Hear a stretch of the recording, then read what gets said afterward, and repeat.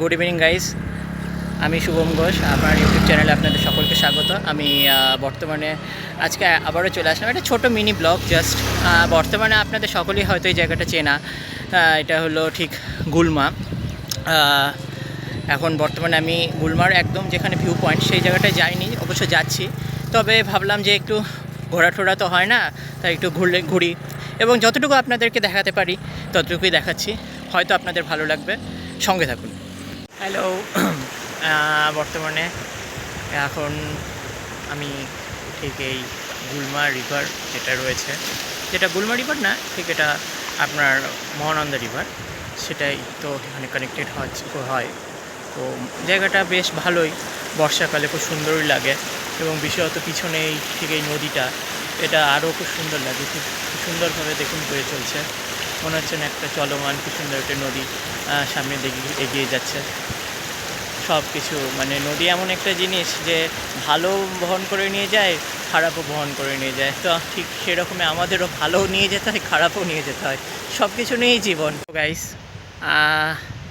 এই জায়গাটার ভিউটা মানে সচরাচর পাওয়া যায় না। তো ভিউ দেখুন, সচরাচর সবসময় কোনো দিনই পাওয়া যায় না। সেটা অনেক সময় মানে আনসার্টেন, প্রায় পাওয়া যেতেও পারে, নাও যেতে পারে। তা আমি ভেবেছিলাম যে বৃষ্টি হচ্ছে, হয়তো বৃষ্টি আমি ওয়েদার পাবো এবং বেশি বৃষ্টিই হবে। তো মানে একবার জাস্ট আমি আপনাদের এই পিছনের একবার এই ভিউটা খালি জাস্ট দেখুন।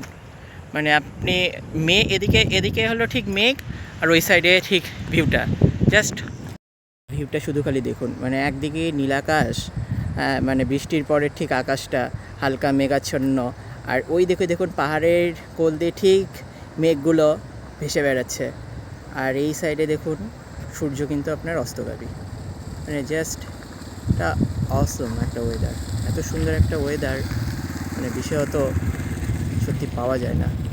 মানে বর্ষার পরেও যে এত সুন্দর একটা ওয়েদার আপনাদের দেখাতে পারছি, এটাই খুব ভালো লাগছে। মানে ওয়েদারটা সত্যি খুব, মানে কি বলবো, এটা এখানে আপনারা আসলে বা বুঝতে পারলে ওয়েদার সবসময় পাওয়া যায় না, অনেক সময় পাওয়া যায়, অনেক সময় পাওয়া যায় না। ঠিক আমি যতটা পারছি জুম করে দেখেছি, ঠিক ওই দিকের মেঘটা দেখুন, ঠিক ওই পাহাড়ের কোলে মেঘগুলো দেখুন কি সুন্দর লাগছে।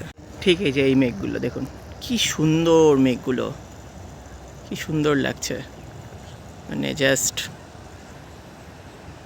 অ্যামেবল, আর কিছু বলার নেই। গুলমার ব্লগ হয়তো আপনাদের ভালো লেগেছে এবং আশা করি আপনারা হয়তো পরবর্তীতে, মানে এমনি আপনারা জানেনও, তো আপনাদের সুবিধার্থে বলে রাখছি, যদি গুলমা কোনো দিকেও আসতে চান, আপনারা যদি ন্যাশনাল 31C ন্যাশনাল হাইওয়ে ধরে সোজা আসতে পারেন এবং সেক্ষেত্রে আপনারা এসে বর্তমানে যে রাস্তাটা দিয়ে সচরাচর সবসময় যাওয়া আসা করা হয়, সেটা আপনার মিলন মোড় এবং দেবীডাঙ্গা হয়ে সেটা আপনার চলে আসবে গুলমা। এবং আরেকটি রাস্তাও আছে যেটি শুকনা, অর্থাৎ আপনার শুকনা ফরেস্ট যেটি রয়েছে, সেই শুকনা ফরেস্ট দিয়েও আপনারা আসতে পারেন। শুকনা রেল স্টেশনটা ঠিক ক্রস করে শুকনা যে বাজার রয়েছে, বাজারের ঠিক ডান দিক থেকে আপনারা যদি রাইট টার্ন নেন এবং সেক্ষেত্রে শুকনা UPSC যেটা হেলথ সেন্টার রয়েছে, সেদিক দিয়ে সোজা আপনারা একটু ফরেস্ট রয়েছে, মহানন্দা ওয়াইল্ড লাইফ স্যাঞ্চুরি আন্ডারে ডিভিশন সে ফরেস্ট, এবং ফরেস্টটা আনুমানিক আপনার 10 to 15 মিনিটস লাগে। সেই রাস্তা ধরে আপনারা সোজা আসতে পারেন, সোজা কানেক্টেড হয়ে সেটা হলো গুলমা রেল স্টেশনের পিছন দিকে এবং পাইপলাইনের পিছন দিক থেকে আপনারা সেটি আসতে পারেন।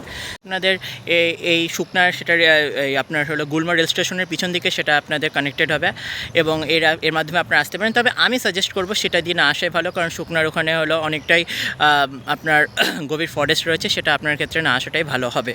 তো এবং আরেকটা জিনিস যেটা বলে রাখি, এই ব্লগটা আপনাদের হয়তো খুবই ভালো লেগেছে এবং যদি ভালো লেগে থাকে তাহলে একটা হলো লাইক করবেন, কমেন্ট করবেন এবং বন্ধুবান্ধবদের সঙ্গে শেয়ার করবেন। আর চ্যানেলটি নতুন হলে একদম সাবস্ক্রাইব করতে ভুলবেন না। এমনি করে আপনাদের সামনে আরও ছোটো ছোটো কয়েকটা ব্লগ নিয়ে আসবো। ততক্ষণের জন্য, আজকের জন্য হলো টাটা, বাই বাই, এবং আপনারা ভালো থাকুন, সুস্থ থাকুন এই কামনা করি। ধন্যবাদ, টাটা।